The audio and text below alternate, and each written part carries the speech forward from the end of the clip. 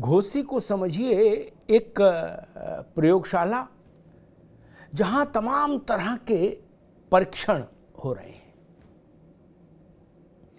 आप इस आज वहां हुए मतदान को ये मानकर चलिए कि ये तमाम तरह के राजनीतिक प्रयोग हैं जिनका परिणाम 8 तारीख को सामने आएगा। केवल ये मसला नहीं है घोसी में कि एक अदद बाई इलेक्शन है, उसमें किसी एक को जीत जाना एक सामान्य घटना नहीं।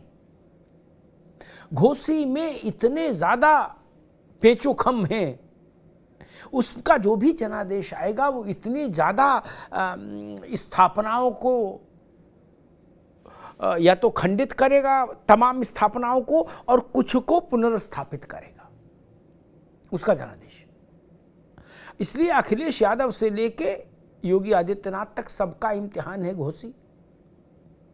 इसलिए दारा सिंह से लेके सुधाकर सिंह तक का सबका इम्तिहान है घोसी। पूर्वांचल के मन और मिजाज का थर्मामीटर है घोसी। लोकसभा चुनाव से पहले पूर्व कैसे सोच रहा है उसकी एक झलक आएगी पूर्वांचल घोसी के जनादेश से।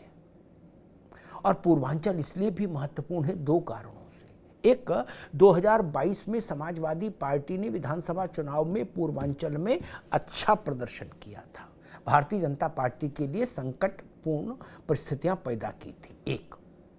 दूसरा कारण, उसके बाद आजमगढ़ लोकसभा क्षेत्र में जब उपचुनाव हुआ अखिलेश यादव के त्यागपत्र देने के कारण, तो वहां भारतीय जनता पार्टी ने समाजवादी पार्टी को पटखनी दे दी।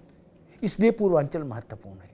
और तीसरा और सबसे बड़ा कारण पूर्वांचल इसलिए महत्वपूर्ण है क्योंकि वहाँ से ही उत्तर प्रदेश के मुख्यमंत्री हैं योगी आदित्यनाथ, और उसी ज़मीन से लोकसभा पहुँचे हैं देश के प्रधानमंत्री नरेंद्र मोदी। पूर्वांचल इसलिए पूर्वांचल महत्वपूर्ण है, और पूर्वांचल का थर्मामीटर है घोसी। इसलिए ये केवल दारा सिंह और सुधाकर सिंह की किस्मत का फैसला नहीं है। ये थर्मामीटर जब लगेगा सियासत के मुंह में, तो जो पारा बताएगा ना उसका आंकड़ा, उसमें बहुतों के चेहरे दिख जाएंगे।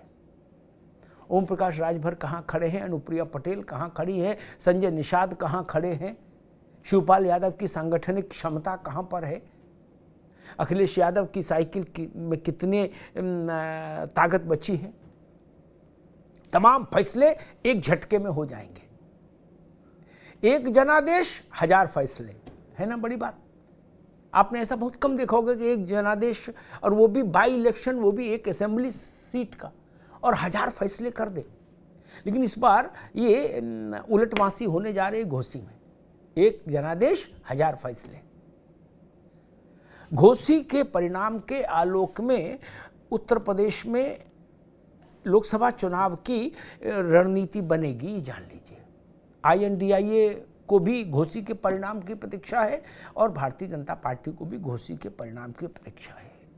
और ओम प्रकाश राजभर और दारा सिंह चौहान को इस बात की प्रतीक्षा है कि अगर ठीक ठाक नैया पार लग जाए तो योगी मंत्रिमंडल में शपथ लेने का अवसर आए, और अगर नाव डगमगा गई तो शपथ भी गई। इसलिए घोसी खास है। इसलिए घोसी को मैंने कहा एक एग्जामिनेशन सेंटर समझिए जहां सब इम्तहान में बैठे हैं। देखिए किसके नसीब में क्या आता है।